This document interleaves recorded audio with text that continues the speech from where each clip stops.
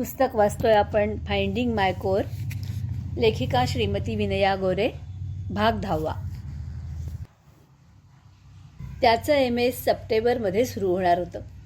एप्रिलपासून तो अमेरिकेत त्याचा चुलत भाऊ आनंदकडे राहत असला तरी MSची फी आणि इतर खर्चासाठी माझी नोकरी सुरू राहणं आवश्यक होतं. भारतात ऑक्टोबरनंतर पुढच्या 3 सेमिस्टर संपवून 1.5 वर्षात मी पदवी घेऊन अमेरिकेत जाऊ शकेन, तेव्हा त्याचं MS पूर्ण झालेलं असेल. योजना तशी अगदी बरोबर वाटत होती. ठरवल्याप्रमाणे तो अमेरिकेला गेला. तेव्हा आमच्या लग्नाला जेमतेम 2 वर्ष झाली होती. त्यातलं 1.25 वर्षच आम्ही एकत्र राहिलो होतो. आता परत तो एका देशात, मी भलत्याच, आणि नंतर मी सांगलीला जायचं. मानसिक भावनिकदृष्ट्या मला हे स्वीकारणं तितकंसं सोपं नव्हतं. तरीही मी त्याला सामोरं जायला तयार झाले. माझ्यासाठी त्याचं हे रूप निराळं वाटू लागलं. आत्तापर्यंत आईवडिलांनी त्याच्यासाठी निर्णय घ्यायचे आणि यानं त्याला मूर्त रूप द्यायचं, ही जी परंपरा होती, त्याला कुठेतरी छेद देणारं त्याचं हे वागणं होतं. जर्मनीत 3 वर्ष घालवून परत भारतात जायचं, हा निर्णय डावलून तो प्रथमच आपल्या भल्याचा निर्णय स्वतंत्रपणे घेत होता. आणि हेच मला चांगलं वाटत होतं. मी आता लहान राहिलो नाही आहे, मोठा झालो आहे. माझं भलं बुरं मला ठरवू दे. हा त्याचा खंबीरपणा मला आवडला. बरं, हा विरह फक्त 1.5-2 वर्षाचा असेल, ज्यामुळे मला अभ्यासात लक्ष केंद्रित करणं सोपं जाईल आणि त्यालाही अमेरिकेत स्वतंत्रपणे राहता येईल. तिथे सल्ले द्यायला ना आईवडील असतील, ना कटकट किंवा लुडबुड करायला मी. तो तिकडे पदव्युत्तर शिक्षण घेईल आणि मी पदवीचं. अशी मनाची समजूत घालून आम्ही दोघं 2 दिशांनी चालायला लागलो. मी न्यूर्टिंगेनच्या आमच्या घरी एकटी. माझी नोकरी सुरू. जमेल तितकी काटकसर करून पैसे वाचवायचे, थोडे त्याला अमेरिकेला पाठवायचे आणि थोडे मला भारतात परत जायचं तिकीट काढायला ठेवायचे आणि तिथला माझा खर्चही भागवायला राखायचे. पुरुषा मामाचं कॉन्स्टान्सचं घर झालेलं होतं. मामी आणि छोटा मामे भाऊ तिथे शिफ्ट झाले होते. भारतात परत यायच्या आधी पूर्ण आठवडाभर मी मामाकडे राहून आले. एव्हाना मामीच्या भाषेत आम्ही गप्पा मारू शकायचो. भारतात परत येताना माझं मन जड झालं होतं. स्ट्रोहेकर, उलाल, सँडी, उली हे सगळे परत कधी भेटतील का, या विचारानं अस्वस्थ व्हायला व्हायचं. या प्रत्येकाचं माझ्या आयुष्यात खास स्थान होतं. स्ट्रोहेकर दाम्पत्य तर माझे तिथले आईबाबा झाले होते. सँडीनं मैत्रीचं नातं जोडलं होतं, तर उल्लालांनी माझ्या शिक्षणाच्या बाबतीत महत्त्वाची भूमिका पार पाडली होती. पुढे पुढे तर मी त्यांच्या घरातली होऊन गेले होते. उली अगदी जवळचा मित्र झाला होता. या सगळ्यांना इथेच सोडून जायचं. ते परत कधी भेटतील माहीत नाही. जर्मनीत जातानाची नवथर मी आणि 2 वर्षात परत येणारी मी. केवढा फरक झाला होता माझ्यात. माझ्या जोडलेल्या माणसांना मागे ठेवावं लागण्याची कातरता मनात घेऊन मी माघारी यायला निघाले. त्याचं अमेरिकेतलं शिक्षण सुरू झालं. प्रत्येक पत्रात तो मला सांगत असे की आता मी खऱ्या अर्थानं स्वतंत्र, स्वावलंबी झालोय.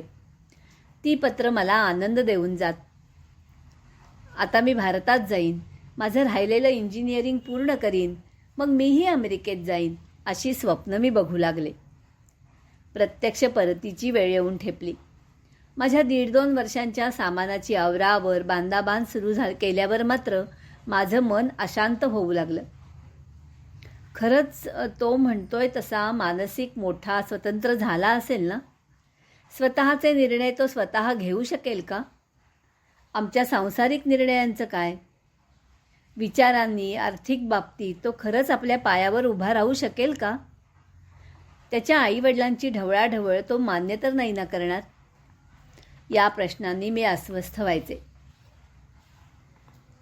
त्याच्या आईवडिलांशी माझी फारशी ओळख झाली नव्हती, पण गेल्या 1.5 वर्षात त्याच्याकडून जे समजत होतं त्यानं माझ्या मनात ही काळजी उत्पन्न केली होती. इतके दिवस मी दूर होते. पण आता मी त्यांच्याजवळ जाणार तर मला त्यांच्यासोबत जुळवून घेता येऊ शकेल का? माझ्या अपरोक्ष आम्हाला मूल कधी व्हावं याचा निर्णय घेणाऱ्या लोकांशी माझं कसं जमेल? कारण आमच्या सांगलीच्या घरात बरोबर याच्या उलट वातावरण होतं. आमचे निर्णय आम्ही घ्यायचे, त्याच्या जबाबदारीसकट. हे आमच्यावर बिंबवलं गेलं होतं. आता माझ्या आयुष्याचे निर्णय दुसरं कोणी घेऊ पाहत असेल तर मला ते कसं मान्य होईल? शिवाय जर्मनीतल्या मुक्कामानं मी अधिकच धीट, स्वतंत्रपणे परिस्थिती हाताळण्याची सवय झालेली, वेगळ्या वातावरणात जुळवून घेऊन पुढे जाऊ शकेन असा आत्मविश्वास आलेली, इलेक्ट्रॉनिक्स, संगणक अशा नव्या विषयांच्या अभ्यासानं जगाचं वेगळं भान आलेली, वेगळ्या वंशाच्या, भाषेच्या या सर्व लोकांच्या अनुभवानं समृद्ध झालेली एक निराळी मुलगी बनले होते. आता परत लहानशा विहिरीला जग मानणाऱ्या आणि त्यात अतिशय आनंदी, मलाच जगाचं ज्ञान आहे अशी समजूत असणाऱ्या माझ्या सासरी माझा निभाव लागेल का? ही काळजी मनाला पोखरत राहिली. जर्मनीतून आईबाबांना मी दर आठवड्याला पत्र लिहिताना तिथली निसर्ग वर्णनं, स्वच्छता, स्वयंशिस्त, सार्वजनिक वाहतूक व्यवस्था, वेळेवर धावणाऱ्या ट्रॅम, प्रत्येक चौकात रस्ता ओलांडायला असलेले सिग्नल, घरांची रचना, मला भेटत असलेली माणसं, त्यांच्याशी जुळलेला स्नेह असं खूप तपशीलवार लिहित असे. पण आमच्या सांसारिक आयुष्यात आपल्याला नेमकं काय करायचं आहे हे न ठरवता येणं या कशाहीबद्दल त्यांना कधीच काही बोलले नव्हते. आमच्या दोघांच्या मधल्या खाजगी गोष्टी खाजगीच राहायला हव्यात असं माझं स्पष्ट मत. पण आता त्यांना प्रत्यक्ष भेटणार तर ही गुप्तता राखू शकेन का? मनातल्या गोष्टी बाहेर तर येणार नाहीत. असा विचार आल्याबरोबर नाही, आईबाबांना आमच्या दोघातलं काही सांगायचं नाही असं मी ठरवून टाकलं. भारतातून जर्मनीत जाताना डोळ्यात तारुण्यसुलभ सहजीवनाची स्वप्न होती. नवथर होते, अल्लड होते. इंजिनिअरिंगचं राहिलेलं शिक्षण सहज पूर्ण करू शकू असा भाबडा आशावाद मनात होता. आणि भारतात परत येतानाची मी युरोपातले बरेच देश बघून, परदेशात राहून अजून एका भाषेत संवाद कौशल्य करू शकणारी, अनुभव समृद्ध पण सहजीवनाबद्दल शंका असलेली, तुझं शिक्षण पूर्ण नाही हे ऐकून घ्यावं लागणारी आणि चला आता ते पूर्ण करतेच म्हणजे परत परत ते ऐकायला नको अशा भावनेनं भारलेली, आईबाबांना वर्षाला भेटायला आतुर पण सासरी निभाव लागण्याची भीती वाटत असलेली अशी संमिश्र तरुणी झालेली होते. ऑक्टोबर 1974 मी भारतात परत आले. पुढच्या भागाचं नाव आहे मी इंजिनियर झाले. पण भारतात परत येताच पहिला खटका उडाला. जर्मनीत शेवटचे 6 महिने मी एकटी राहत होते. पगार मिळायचा, त्यात माझा खर्च, त्याला पाठवायचे पैसे आणि थोडे बाजूला काढलेले. त्यातून मी आई बाबा, वर्षा, सासू सासरे, दीर यांच्यासाठी थोड्या भेटी आणल्या. वर्षा कॉलेजला जात होती. तिच्यासाठी साहजिकच नव्या फॅशनचे स्कर्ट घ्यायचं मनात होतं. मग ते घेतले. झालं. बेताच्या साठवलेल्या पैशातून हे एवढंच आलं. सासरी आल्या आल्या सासूबाईंनी विचारलं, काय काय आणलंस? मी जे काही होतं ते दाखवलं. त्या फटकन म्हणाल्या, बहिणीसाठी स्कर्ट घेतलेस पण तुझ्या नवऱ्याच्या मामे आत्ते बहिणींसाठी काहीच नाही आणलंस? एवढं बोलून थांबले नाहीत तर तरातरा कपाटातून एक यादी आणून मला दाखवली. त्या जर्मनीत गेल्या असताना त्यांनी इथल्या कुठल्या नातेवाईकांसाठी काय काय भेटी आणल्या होत्या त्याची ती यादी होती. आपण परदेशातून काय भेटी आणतो त्यावर आपण तिकडे किती कमावतो ते लक्षात येतं. आपली इमेज जपण्यासाठी हे अतिशय आवश्यक असतं. हे असं दुसऱ्याला दाखवण्यासाठी भेटी आणणं हे माझ्या कल्पनेपलीकडचं होतं. पुढचे दिवस कसे असतील याची ती चुणूक होती. थोडे दिवस सासरी राहून मी कॉलेजसाठी सांगलीला आले. 5 सेमिस्टर पूर्ण झाली असल्यामुळे मी 6व्याला प्रवेश घेतला. वर्गात सहसा पहिल्या वर्षाला प्रवेश घेतला की पुढची 4ही वर्ष सगळे एकत्र असतात.